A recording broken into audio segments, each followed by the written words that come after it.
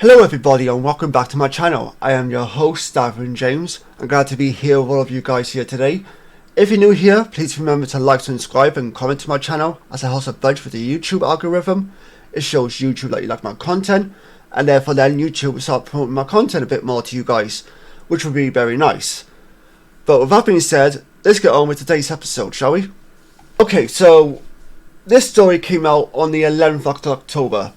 And this was a shocking story to me in some ways, because even though I knew things were on hold right now with the DELAYS TV show because of the writer's strike and then the actor's strike, I thought this show was going to be fine. You know, it might have a delay or two here and there, but nonetheless, it's going to be okay.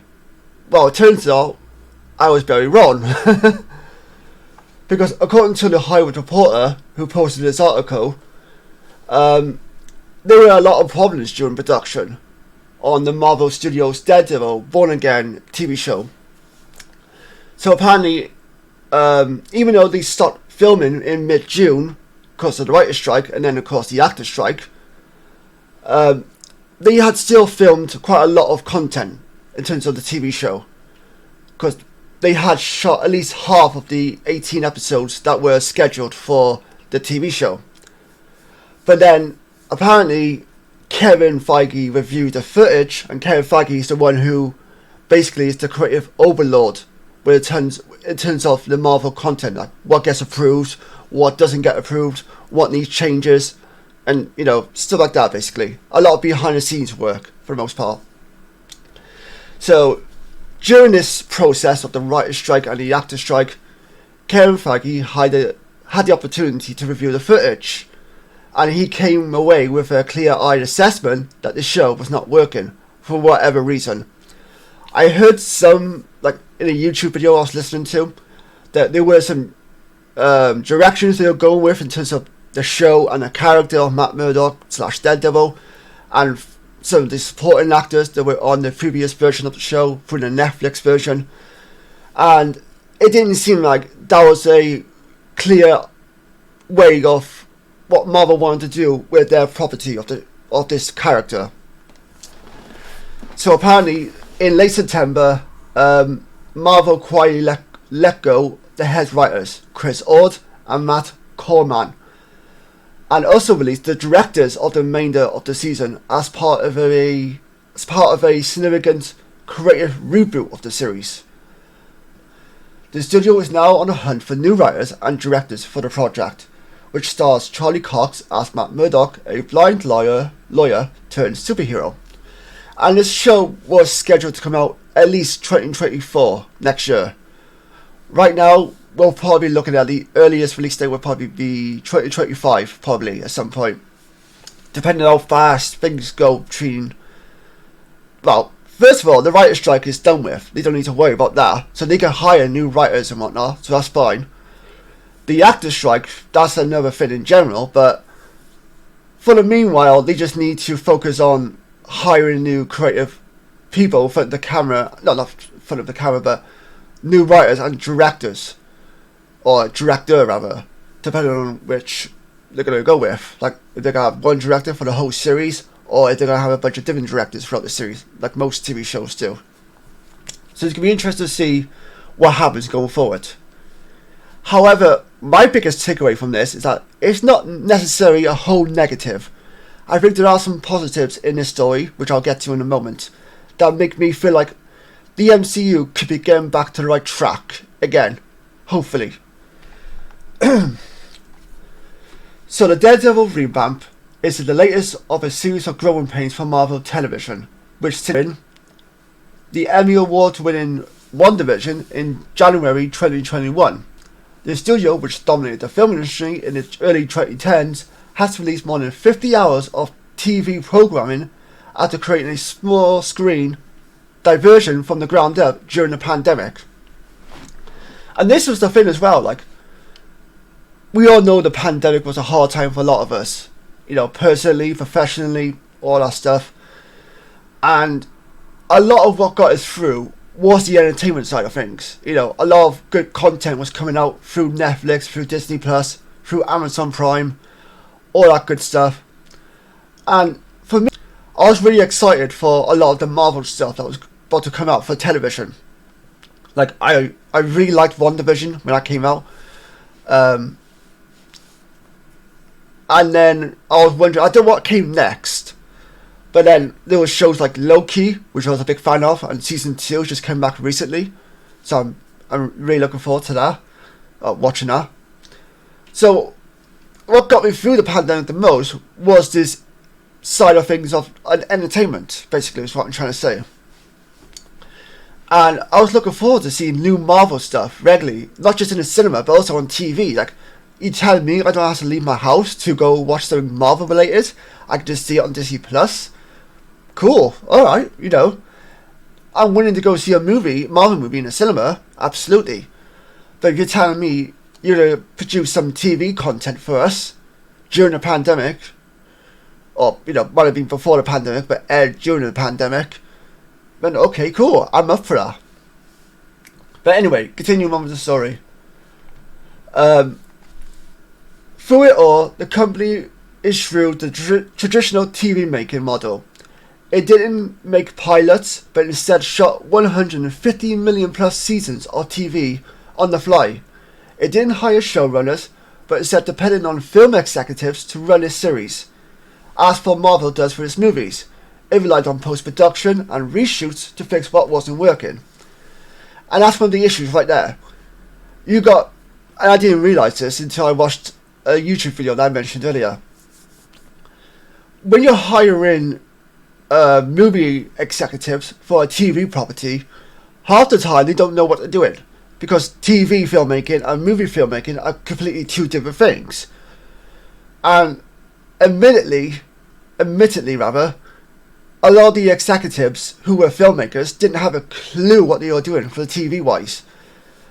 And of course, Kevin Feige was not there all the time on set for a lot of the Marvel TV shows, because he had other things going on at the same time. You know, a lot of the movie content coming out and that needed working and needed a focus on and whatnot. And I think that was a big mistake right there, not doing a pilot series. At least when you do a pilot series, you can see right then and there what people's reactions are. Like, that's why it's called a pilot. It's a teaser in a sense. It's more of a just say, okay, well, we'll make this one episode. If it does well, we'll continue then to make more episodes. And if those remaining episodes do well, we'll make another season. You know, so on and so forth. But Marvel didn't do that. They just spent a huge amount of money just making seasons for TV without having a clue what really they were doing. And instead of just, you know, hiring a TV executive to be on set, they just relied on post-production and reshoots to fix what wasn't working. And that didn't really help them in this situation. Like, a lot of people, a lot of fans that is, have been really critical of Marvel over the last year or so. A lot of the content just hasn't been hitting hard. And it's left a sour taste in people's mouths for the most part. Like, why are you giving us 6 episodes of a series? That's not enough time to really develop a character, develop a story, make us feel connected on this journey that this character or characters are going through, in a sense, or going on. Instead, it just feels like a rush to get through a series. Not enough planning and not enough consideration was going through this TV series, or a TV series rather, to make us feel like this is worth a watch. And, you know, it's sad to feel that way, because, as I said in the article, in the early 2010s, Marvel was dominating the film industry. Sure, some movies were hit and miss, absolutely. But for the most part, Marvel was, you know, throwing out a blockbuster after blockbuster. You know, they were making box office records worldwide. They helped relaunch careers of a lot of actors. You know, like Robert Downey Jr., for example. And it was just like, what the hell's gone wrong? And this is a clear example of that, in my opinion. Like, they focused, not so much they focused on TV, but they just didn't have a clear idea or situation to where they could plan this out completely where it would actually make sense in some ways. Do you know what I mean? Like, it just felt like they were throwing stuff at the wall, see what sticks, and going with the flow for the most part. But, you know, we'll see what happens going forward. Even though they remain, along with Star Wars titles, the most watched shows on Disney Plus, Marvel series have recently faced a number of creative challenges and cries of diminishing returns from critics and also audience metrics, causing a major shift at the studio to make to make TV shows the more traditional way. So yeah, they want it to be more traditional. Shoot a pilot, see how that does. If it does well, we'll give them 10 episodes probably, which is fair because a lot of shows these days have a 10 episode order, and I like that as well. I don't need like a 20 plus hour series. Give me a 10-hour series, I'm good. You know what I mean? That's just where I'm at in terms of my creative viewing. We are trying to marry the Marvel culture with the traditional television culture, says Brad Winderburn, Marvel's head of streaming television and animation.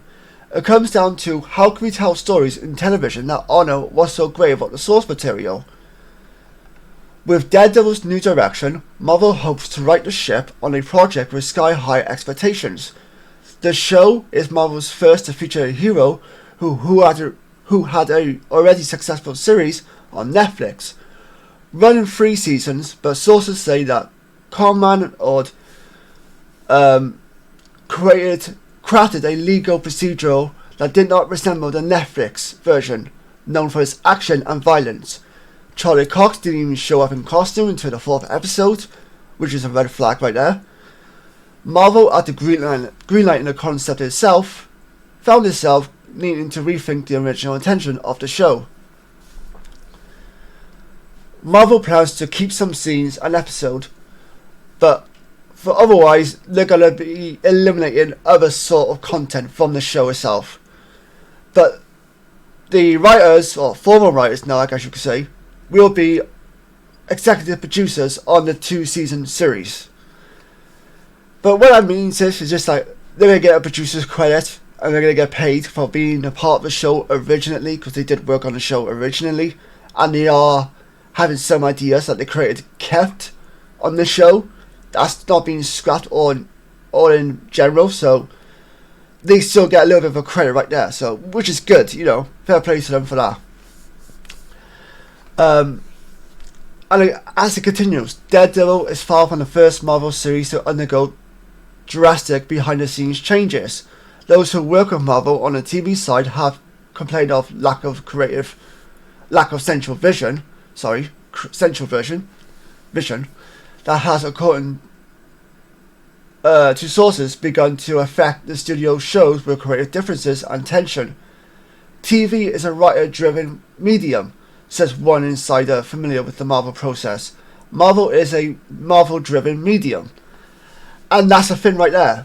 A lot of times, even in the movie side of things, there's been a lot of times where people have left the project, whether it be writer, director, because they have their own little vision for what they want to do with a project. But then Marvel's like, yeah, that's great and all, but we need you to play within our sandbox, in a sense. We need you to do what we need you to do, like with our ideas, because we've got like a massive cinematic universe that we're trying to connect to. So we need you to play along with what we need. Like, yeah, okay, you could have your creative freedom here and there, but overall you need to fill in this part here and this part there, make sure this connects to that, and so on and so forth. And a lot of people are like, sod it, it's not worth the stress, it's not worth the hassle, I'm just gonna leave, and whatever happens, happens, you know what I mean? That's been going on for a long time. So this is not anything new. Oscar Isaac, Moonlight TV show.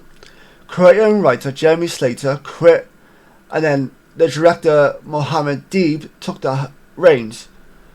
Jessica Chow developed and wrote She-Hulk, Attorney of Law, but was sidelined once director Kat Colio came on board. Production was challenging when COVID was hitting the cast and crew, and then she was brought back to oversee post-production, a typical show writer duty, but it's for Jeremy Slater.